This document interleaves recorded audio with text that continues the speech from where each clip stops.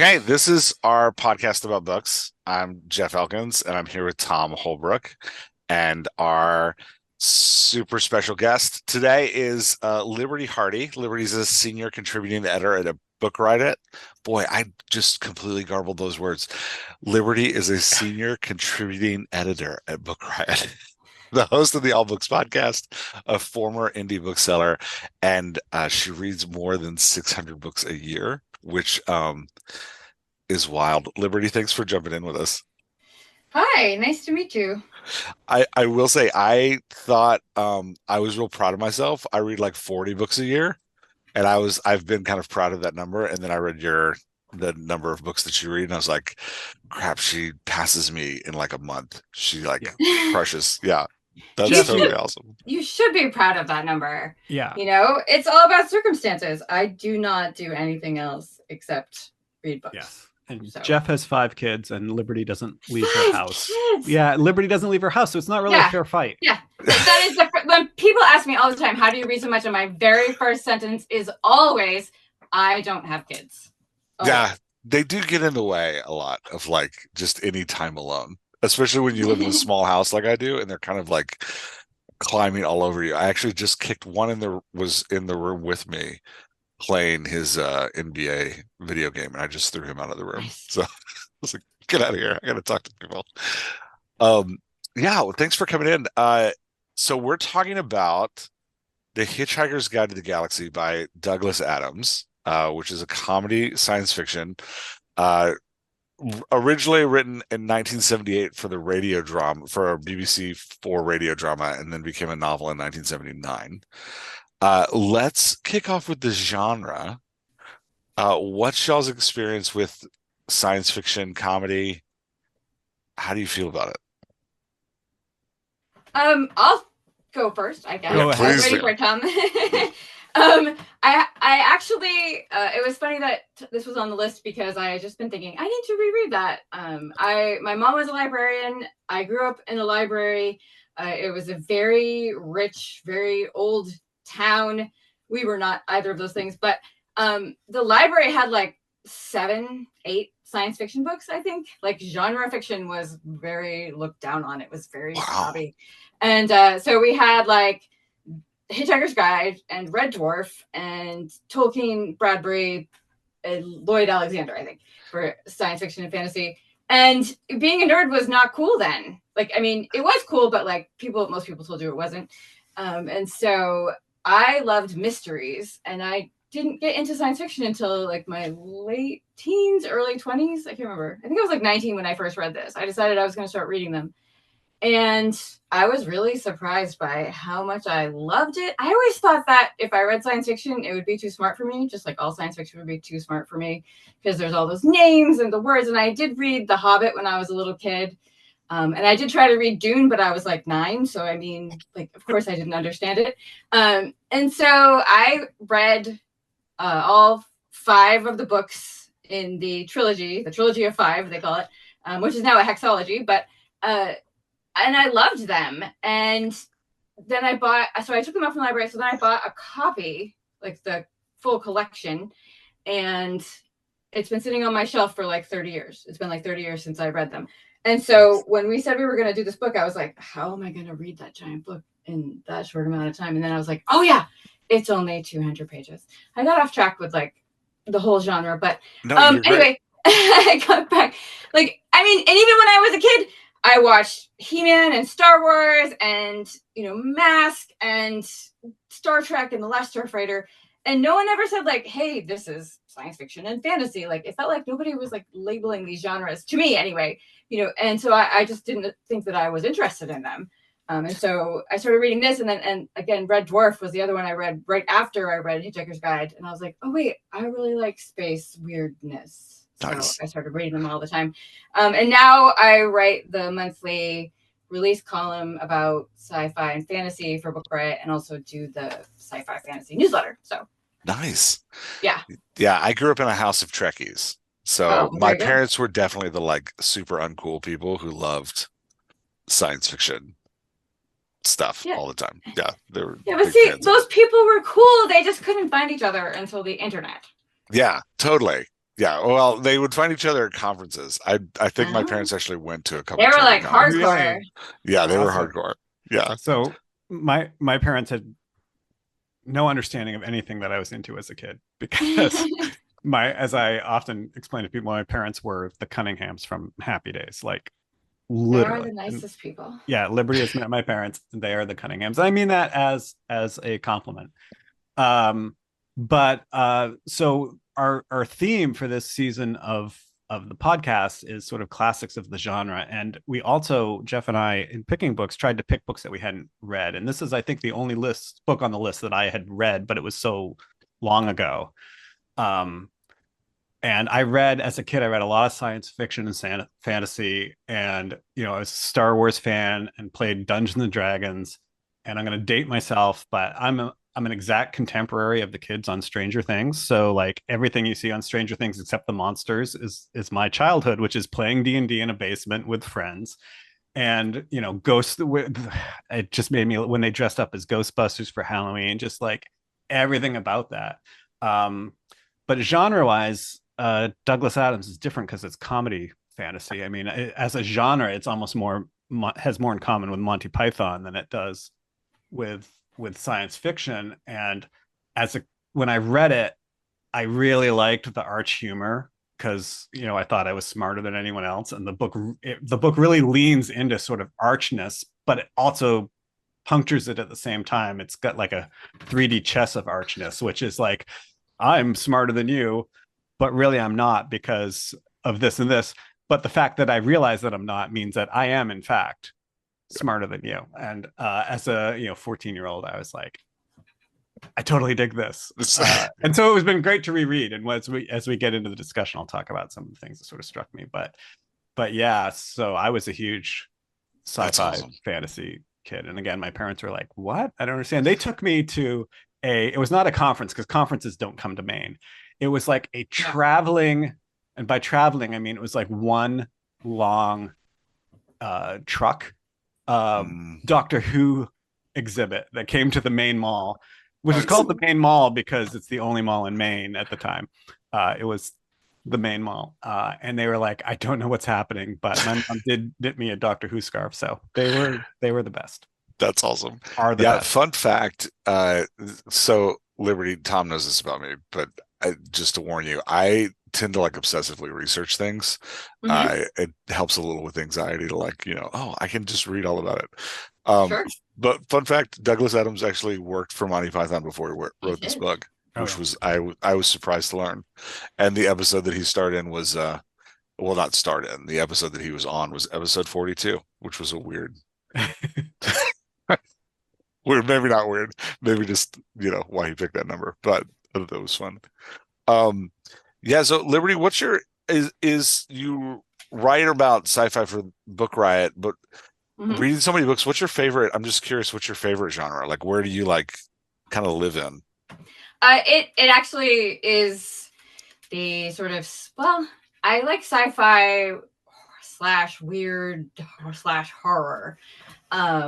I do a lot of stuff for new releases, so I read a little bit of everything. I do the romance newsletter. I read a little bit of everything. But left to my own devices, I will read the book that someone said, "Oh my goodness, this was so upsetting. What is wrong with this author?" I'm like, "Give me that one." That's my first choice. But I used to just always read mysteries. Like when I was a little kid, I discovered Agatha Christie when I was like 8, and I read all her books, and I just loved mysteries for so long. And so that's what I used to go to. But now I find that I'm always reaching for sci-fi fantasy, but like the weird stuff. Nice. So. Yeah.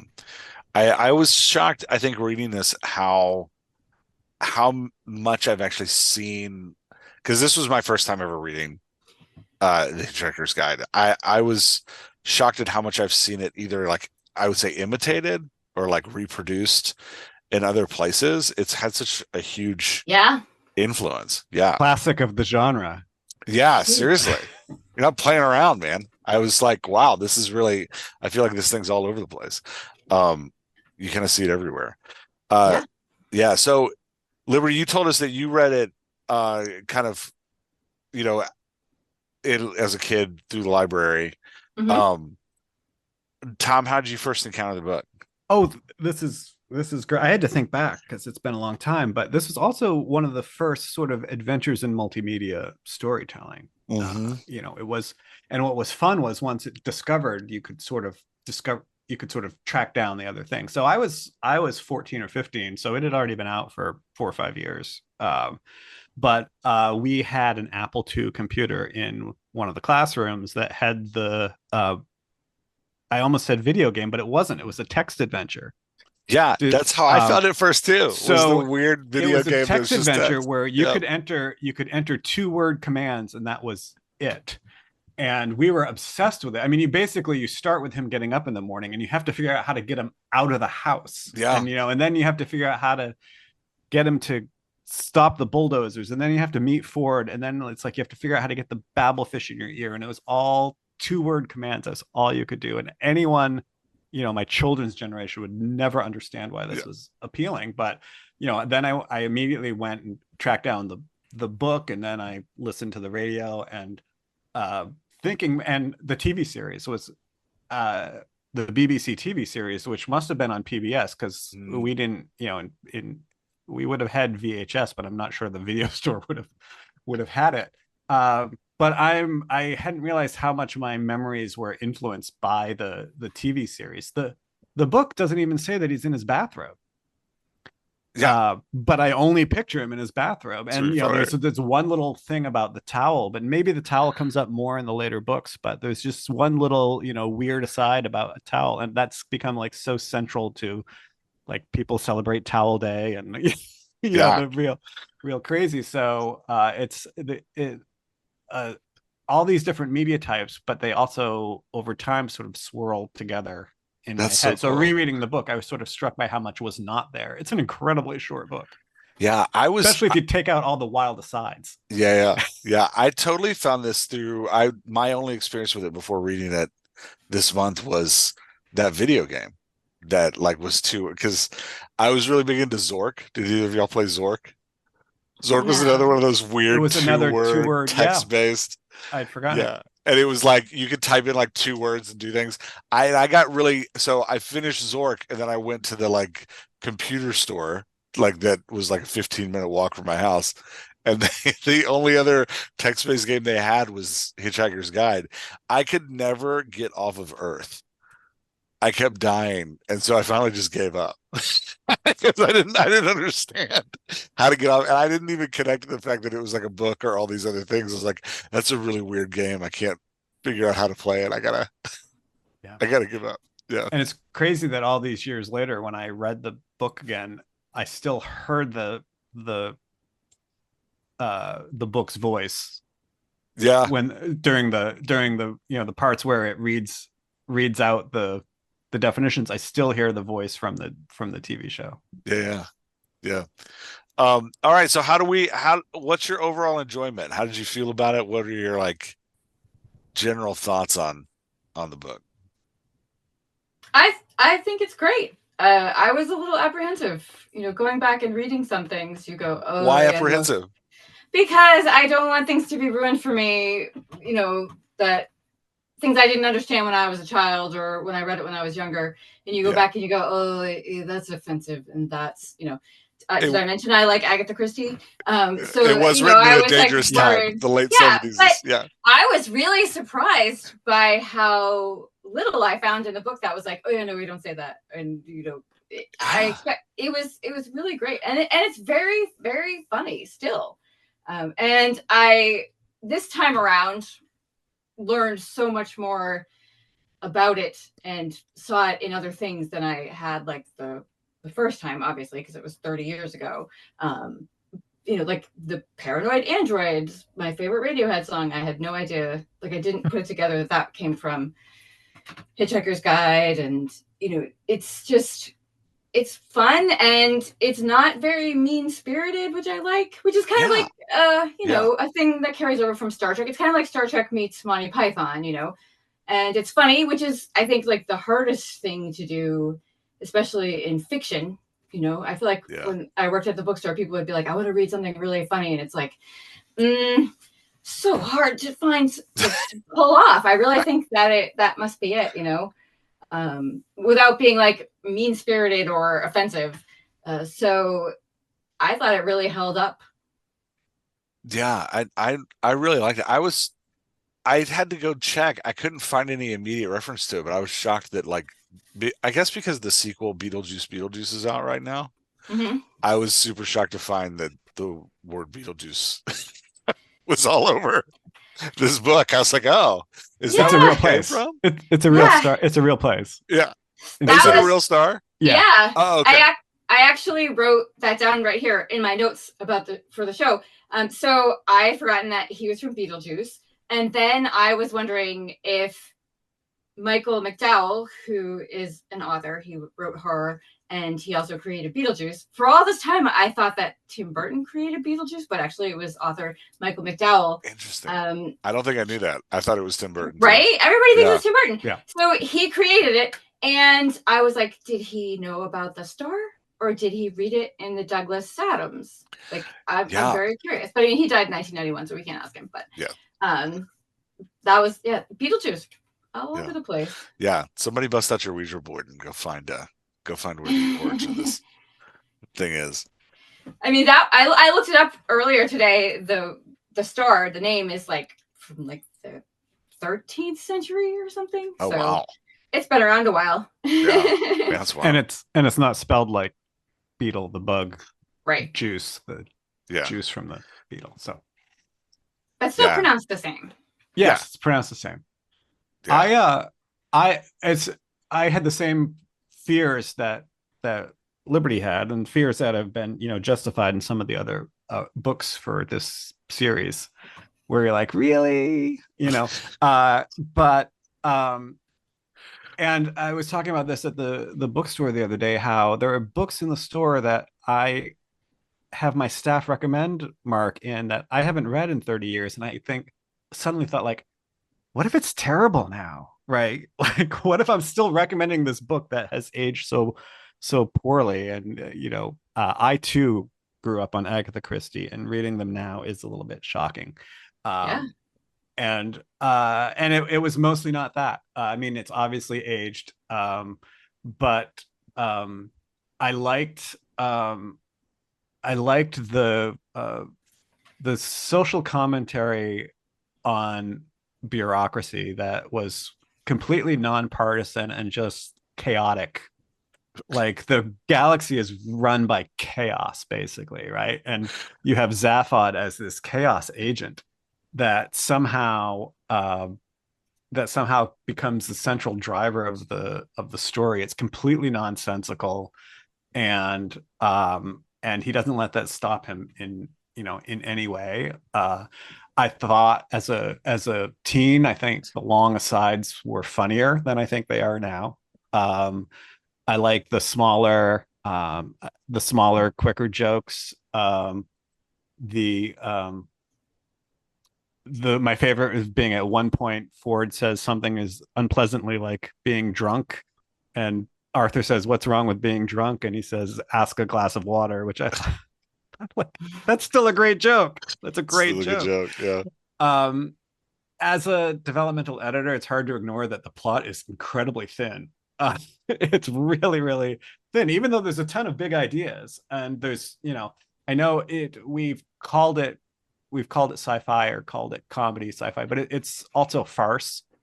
And in a farce, you don't really expect the characters to grow and change. But all that said, I could have used a little bit of the characters deepening a little bit, but they just don't, because it's fun, and that was fine, and it was still fun. I'm glad I spent the time on it. Well, it's so short. I don't regret it, and you don't spend a lot of time with each character because they're head hopping too. Right. So you don't. Well, he's not. It's it's that third person omniscient, right? Or the narrator who knows everything. But yeah, you just don't. But yeah, I love the small jokes too. I think I was real like trepidatious going into it, because I think I've seen this style of like sci-fi where like weird names and weird places and like kind of abstract crazy stuff happening all the time that's like sometimes half explained. I've seen it done really badly at times. So I read the like description. I was nervous. I was like, oh no, we're in for one of these weird, like, everybody's got a bizarre name and it's like these huge crazy planets that like doesn't align. But it was at the opening when they started talking about the initial bureaucrat that wants to knock down his house having a Mongol horde in his head. I Yeah. that totally got me. And he sets it up and then he comes back to it like a couple paragraphs later where he's like he walked away not sure why he could hear the fierce rage of Mongols screaming in his head. It was fantastic. Yeah, it really made me laugh. I thought it was really funny.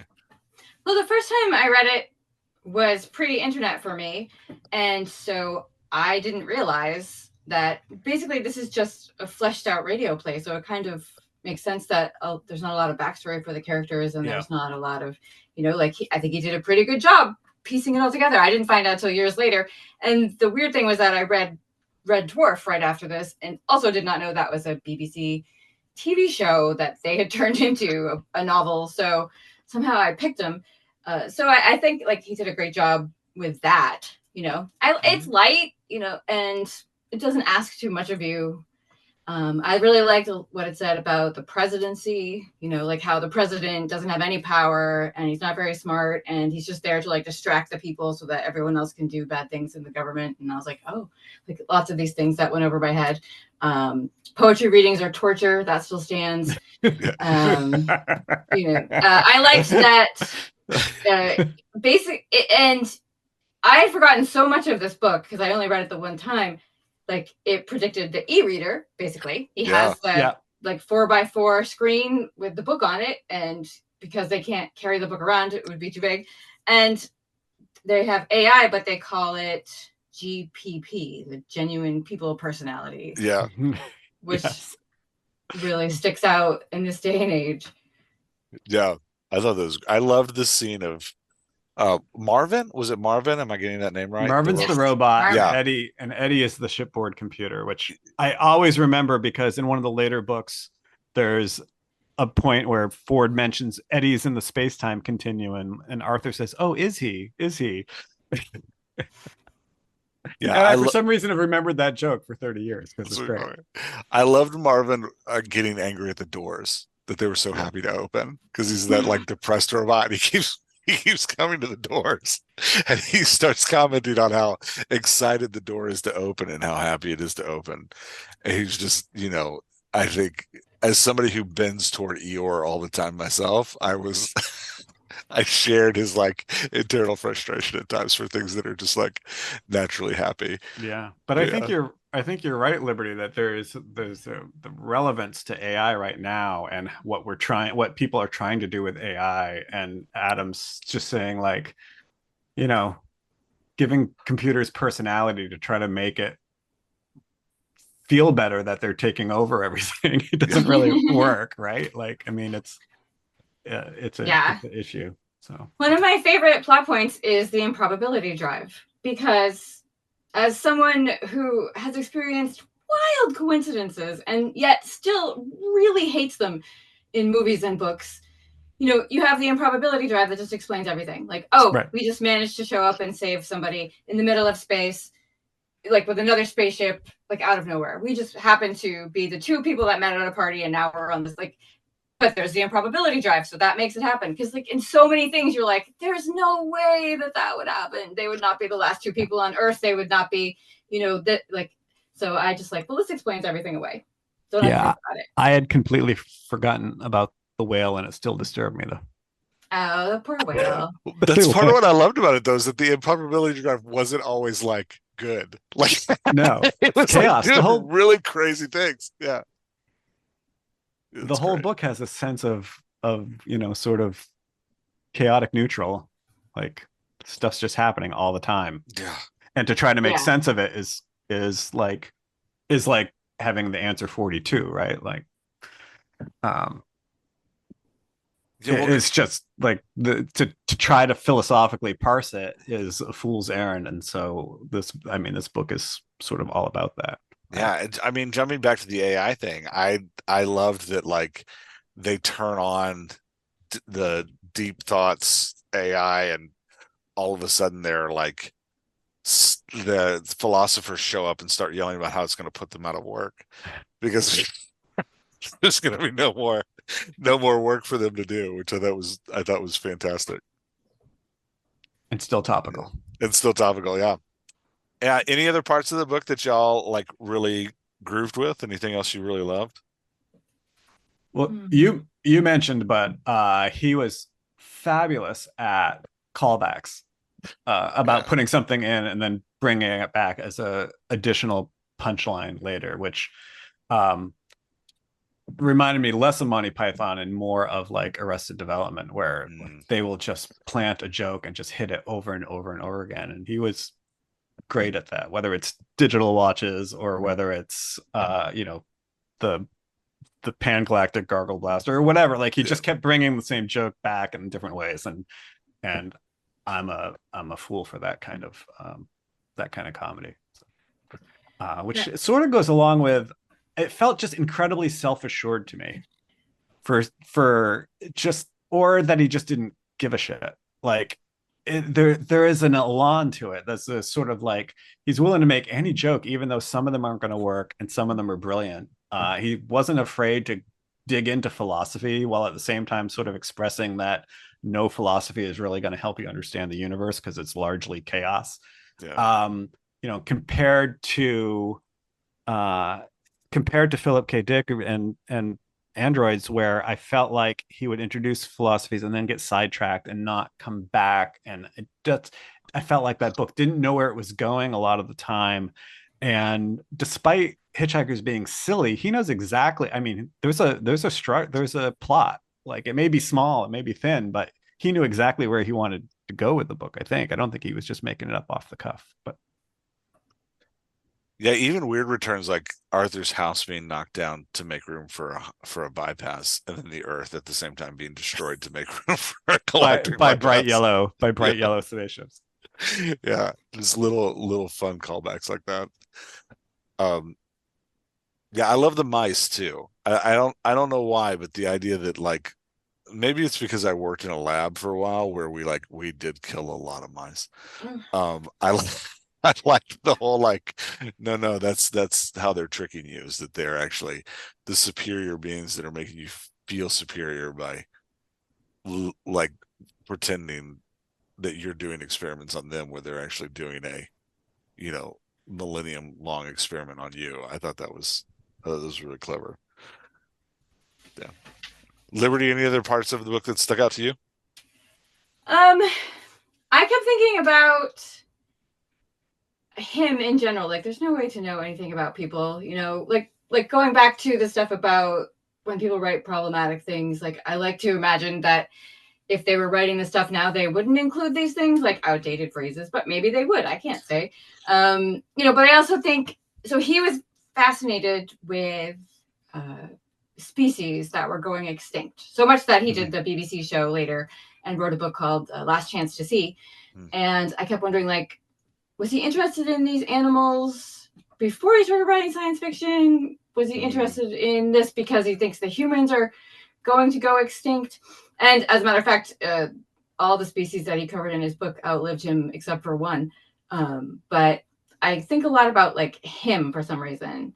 And I find that very interesting because, I don't think that if you asked a lot of people about this book, they would know, or even said his name, they would know it still to this day. I'm not talking about like on the internet. Like if you just went outside and said to like 10 people, Douglas Adams, they'd be like, who's that? And they maybe know the Hitchhiker movie. But he has really made an impact on the people that have read his stuff. I celebrate Towel Day. I read the book 30 years ago, and I still carry a towel because nerds just grab things and cling on, and they don't let go. And so I think that's why, even though he doesn't mention it that often in the book, people really just clung to that. I also like that. I think every title for the following 4 books is mentioned in this first book. Is it really? I didn't think know that. so. Definitely. So Mostly long, harm thanks is for the so fish. and the last line is, let's go to the restaurant at the end of the universe. And mostly harm. What was the other one? I can't remember. But so long and thanks for all the fish.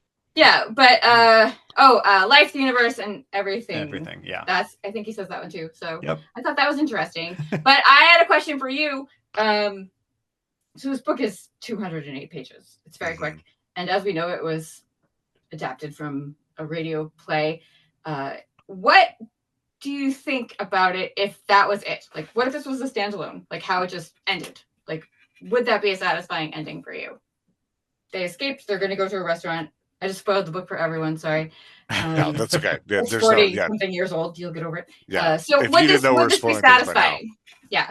yeah, I don't know. That's a great question. I was so, and I again, like, part of this is probably just my personal preference. I just kind of bend toward the philosophical on my own, but I was so enchanted kind of at the end by the great grandchildren of the philosophers coming back and like finally figuring out that they could like do kind of their version of a TED talk with like by selling the idea that they have the question to the answer 42.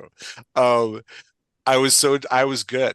I got to that part. I was like, you've wrapped it up well. And then the last line, I was like, well, sure, why not? Let's go to the cafe at the end of the world. I don't even know what's going to happen there, but I'm okay with it. So yeah, I was good with it. Tom, did you have any? You know, when I first read it, I immediately wanted to read the other ones. And this time around, I enjoyed it, but I was like, I don't have to reread that whole series. I got the gist, right? Because it's not about the plot, you know. Yeah. It's for me anyway.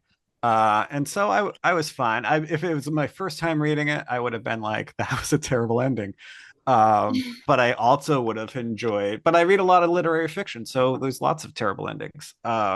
Yes. But I super enjoyed the what I would think of as a very Vonnegut kind of humanism. You said it was optimistic, and I think it was, even though again I keep coming back to this idea of chaos. To him, everything is chaos, but we can control how we approach the chaos. And he shows you a lot of people who are in it for the money, or he shows you the mice who again are like, well, we don't really want to know what the question was. We can go, we just want to go make money on this TV show. And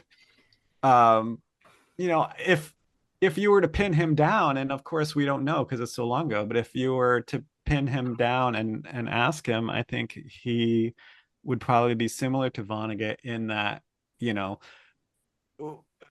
there is no reason why we're here, which is why we have to be kind to each other, right? Like Yeah. all the more reason to be kind, rather than nihilistic saying, well, there's no reason that we're here, so it doesn't matter what we do.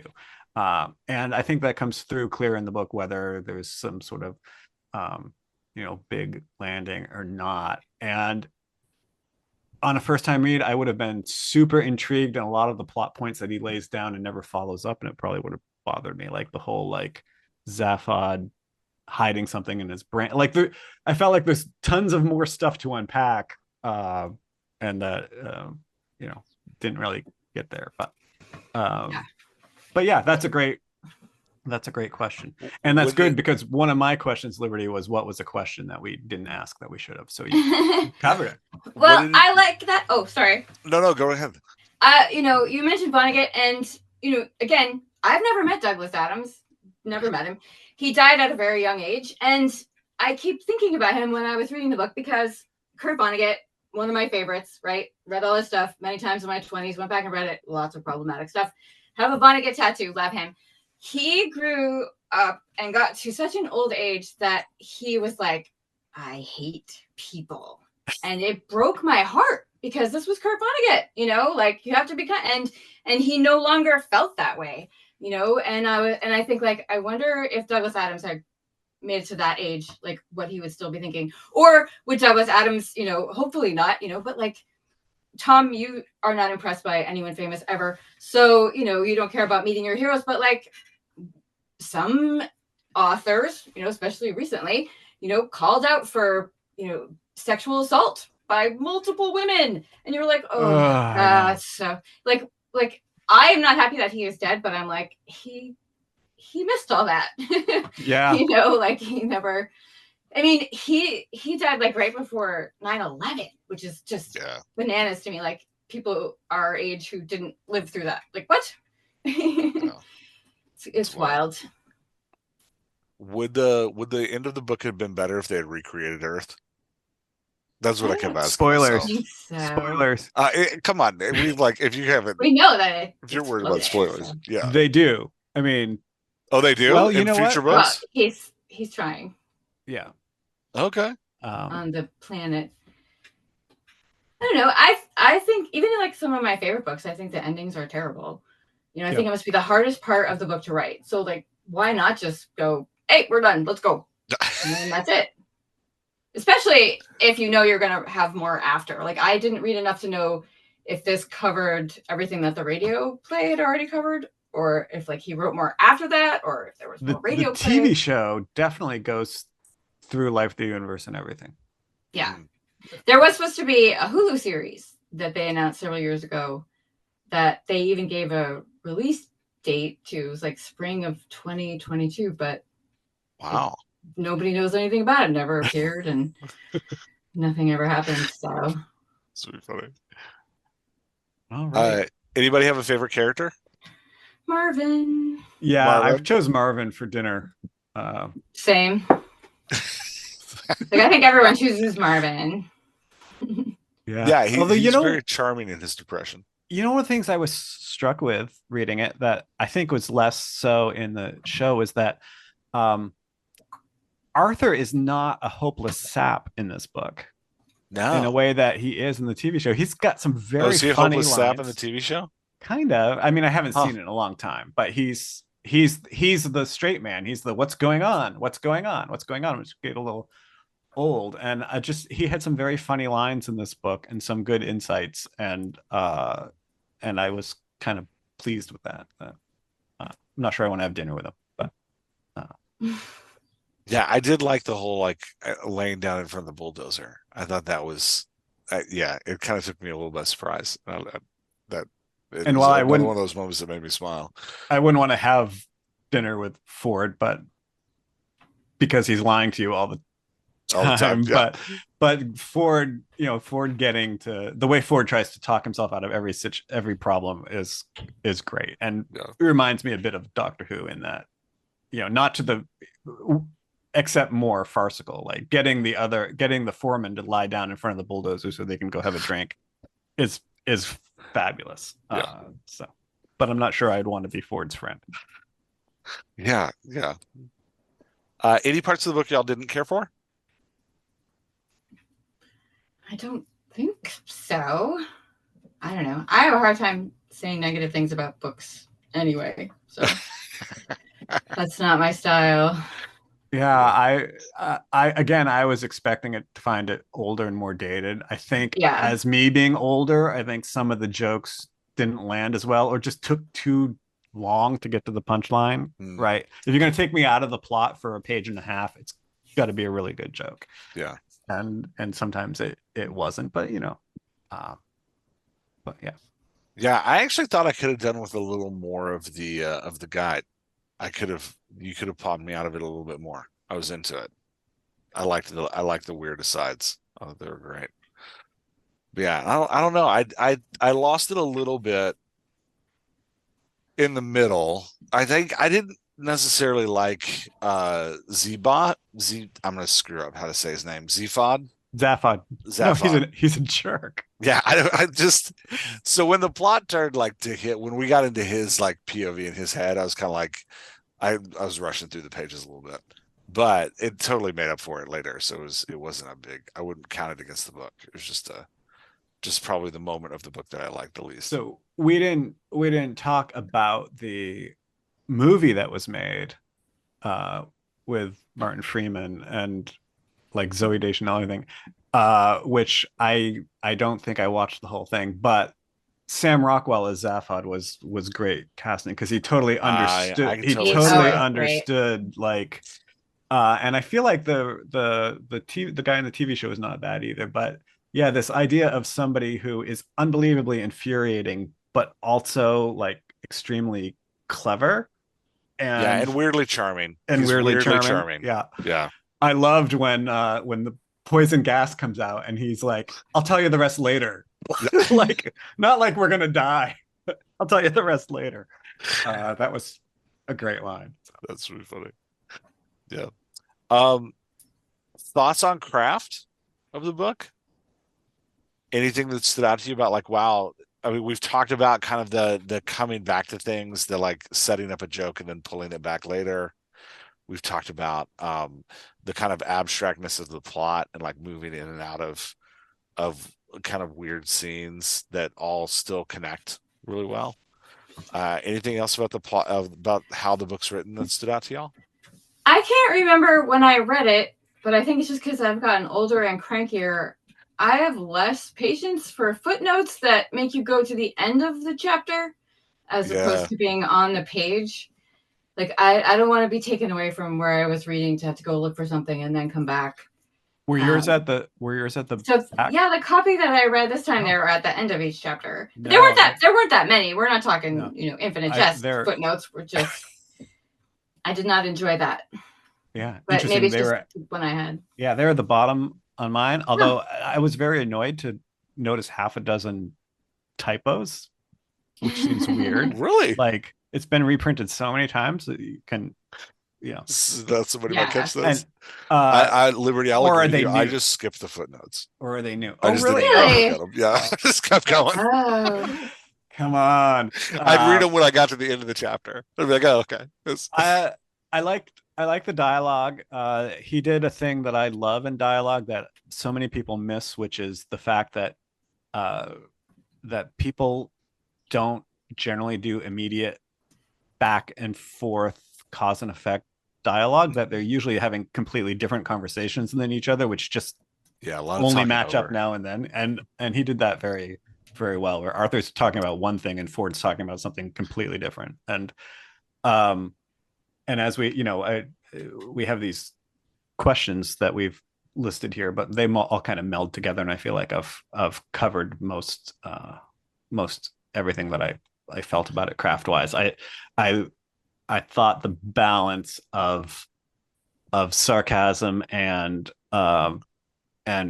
social commentary with optimism was displayed through the craft. The prose is kind of joyous. Yeah. In a to speak to one of the, and that's great. And likewise, in one of the other books this season, Presumed Innocence, the prose is very noir and coats the entire scene in a way that I think is effective. Speaking So of books that nobody should reread. Yeah. Seriously. Oh, that's a tough one. Yeah, I thought the part of what made the prose work really well was the narrator's voice. The narrator has a really strong voice, which I thought was great. It's kind of a educating, but not, I wouldn't say it's arrogant. It's like a educating and a little playful, which I thought worked really well. So like I liked it when we went to the like asides from the guide, because I thought they read really cleanly with the editor's voices. He like explained things that were absurd in a kind of fun way. Yeah, I thought that was cool. Liberty, anything about the craft that stood out to you? No, just the footnotes. Okay. Nice. Yeah. Yeah. I mean, I feel like I just read it differently, knowing that it had been a radio play this time than Yeah. the first time around. And despite not having seen the movie, I did picture everyone as those characters, which I also am very glad that when the movie came out, it was pre-internet for me still, so I didn't have to listen to all the fanboys online when they cast Mos Def. Oh, right. Right. Mos Def was Ford. I forgot all about that. Yeah, I can't even with all the we've been anyone who's been, watching any of these Star Wars spin-offs, it's just like it's this like sadness now that like people are trying to make interesting things and just maybe they shouldn't be. Like maybe we should just not. I mean, on the one hand, you have people milking properties forever, but on the other hand, you have people who are so just violently horrible about it. That I mean, like, I don't know if you saw the Acolyte, but like they had to have cast that on purpose just to piss the Star Wars bros off. they're not like, didn't hey, last let's very have a long. few, let's lean into it as hard as we can. So, which I thought was great, funny, but Yeah.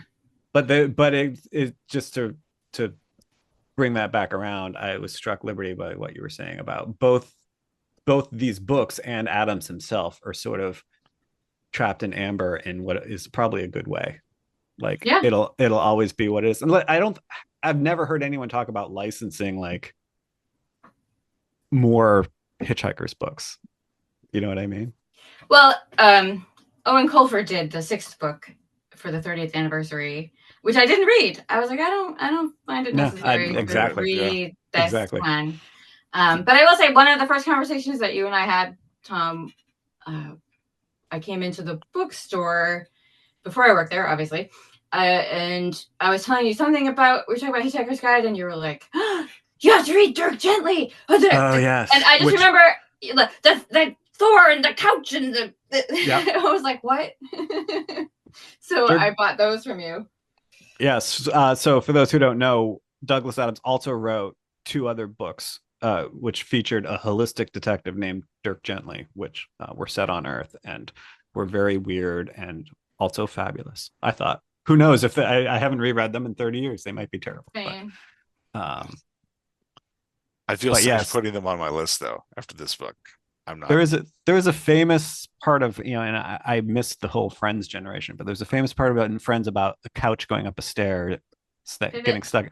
They spend like the whole episode on the stairs. There's no way they didn't read Dirk Gently. Interesting. Yeah. I mean, it could influence everything. So what I wanted to tell you is that one of my very favorite books that I read this year is actually a book that got like the Martian wool legends and lattes sort of treatment, in which it was self-published and sold a gazillion copies and got picked up by a large publisher. It's called Dungeon Crawler Carl by Matthew Dinniman. I don't know if you've heard of this.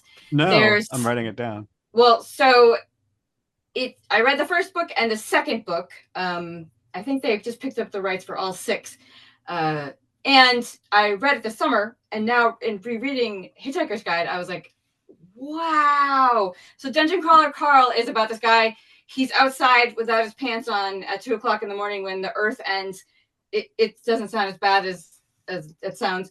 It's not as bad as it sounds, I should say. And it turns out that these aliens start speaking from nowhere and say, we actually own this planet, and everyone who was inside a building is now dead, or inside a structure. All the structures just disappear off the face of the earth. And this giant staircase opens, many of them all over the world, and people are pulled down into an alien reality game show in which it turns into like a Dungeons and Dragons kind of thing where you get experience and looting corpses and like all this stuff. And it was fantastic, but I had like forgotten, like basically it just starts exactly the same way as Interesting. And it was compared to Hitchhiker's Guide because it's very, very, very funny. This one is so much more complicated, and there's a lot about, the something that they don't Adams didn't focus on a lot in Hitchhiker's Guide, that he's like, wow, everyone is dead. He's I think he thinks it like once, like and he's like, I think he even mentions that he has a dog at one point. Isn't like, oh, my dog, like he just but in this book he talks about like everybody's gone and you're like battling and just like what's his name, Z there, Zaphod, trillions of people are watching them play this reality game show, and I was like, wow, this is just like it. But it's a lot more violent and profane, and it's excellent. I've read the first 2 books. I love them. I highly recommend them. So nice. I was like, wow, he got that from him for sure. I somehow I forgot that the aliens in Hitchhiker's Guide start broadcasting, and they're like, we already put the paperwork in for this, and yes, exactly. Which is hidden in the paperwork for his house is hidden in the basement of a municipal building in a drawer on display in the bottom of the drawer. Yeah, and the plans for the interstellar highway are in Alpha Centauri, where 50 years mankind to get to that. All right. Well, would you mind humoring me for like or a few moments? Of Is course. that okay? Yeah. Okay. So, as you know, and most everyone knows, most sci-fi books are written by cis white men, probably more than any other genre except military history. So I was hoping I could recommend a few sci-fi books Oh my by gosh, please do. authors from absolutely. marginalized communities. Yeah, please do. My first would be Someone You Can Build a Nest In by John Wiswell, which is about a monster who has taken the shape of a human, and she has a romance with a human woman who thinks she's a human, doesn't know that she's the monster that this human is hunting.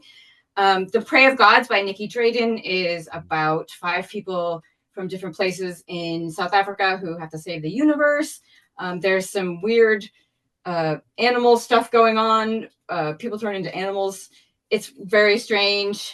Very funny is Chilling Effect by Valerie Valdez. I love Chilling Effect. Yes, psychic kittens. Chilling Effect is basically Firefly if you remove the cis white people and put a funny, strong woman as the captain. But she's got the same sort of, Jeff, Enneagram 8 kind of like, I will not do what you tell me to. Nice. And loved it. Did you read the rest of them? I didn't. I still have them. I read the second one. It was very good, and then I got sidetracked. That's the song that I sing all day long. I have them, but I still haven't read them. How to Live Safely in a Science Fictional Universe by Charles Yu, which is a very funny novel about a guy named Charles Yu who is trying to find his father who invented time travel and wrote a book called How to Live Safely in a Science Fictional Universe. He won the National Book Award a few years ago for his novel Interior Chinatown, which is also amazing. I love that. If you like funny space operas, there's You Sexy Thing by Kat Rambo and Space Opera by Catherine M. Valente, which is a Eurovision intergalactic battle, kind of like that Rick and Morty episode. It's really fun. I'm interviewing her next week. It's great. Nice. And if you just like funny books, my 2 favorite series of the last at least decade are both great, very cool, hard sci-fi fantasy, but also extremely funny. One being The Murderbot Diaries by Martha Wells, which those are excellent. I think it's going to be a TV show soon.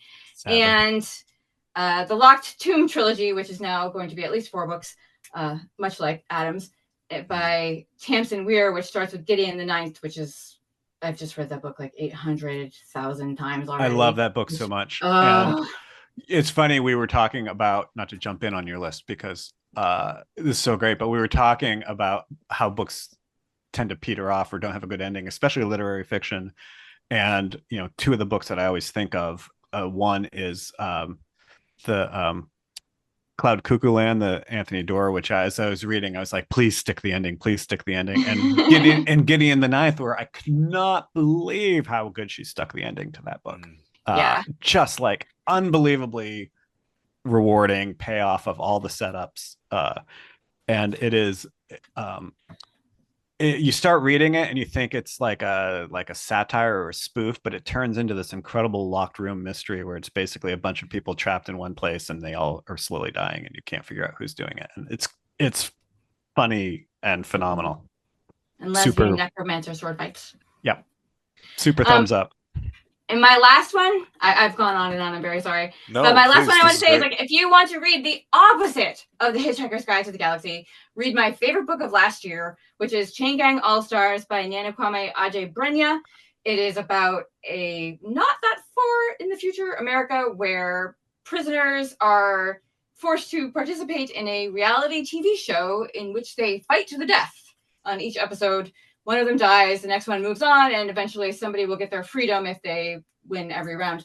It's really scary because it's not that far away from, the American prison system. It also has the most amazing use of footnotes of any book, like any book. Oh, Jeff. You know which one I'm talking about. And, first of all, F that guy, but any book, and it has tons of information. His father was a defense attorney, and it has tons of information about real stories about people who have been in prisons in the United States. And I would make everybody read it, if I could, because it's just incredible. Nice. It's like the feel bad, important book of the decade. That's great. Those recommendations are fantastic. Thank you so much. Those are books that Liberty read yesterday, Jeff. So that's awesome. All right, Liberty, as we wrap up, if somebody wants to follow you or find you online, where's the best place for them to go? Right now, I just mostly hang out on Instagram at Franzen Comes Alive, which, as more years pass, fewer and fewer Such an people old joke. understand the reference. We're gonna have It to is write not- that in the show notes. Yeah. It is not because I'm a Jonathan Franzen fan. It is because I thought I wanted something that said books rock, and so I was thinking of Franzen Comes Alive. So That's awesome. there you have Which it. is even more obscure nowadays than Franzen, I would think. But Yeah. although he has my birthday, Peter Frampton. So Oh, there you go. Nice. fun fact. Birthday. Yeah. All right. Well, thanks. I'm going to stop the recording. We can talk a little bit more.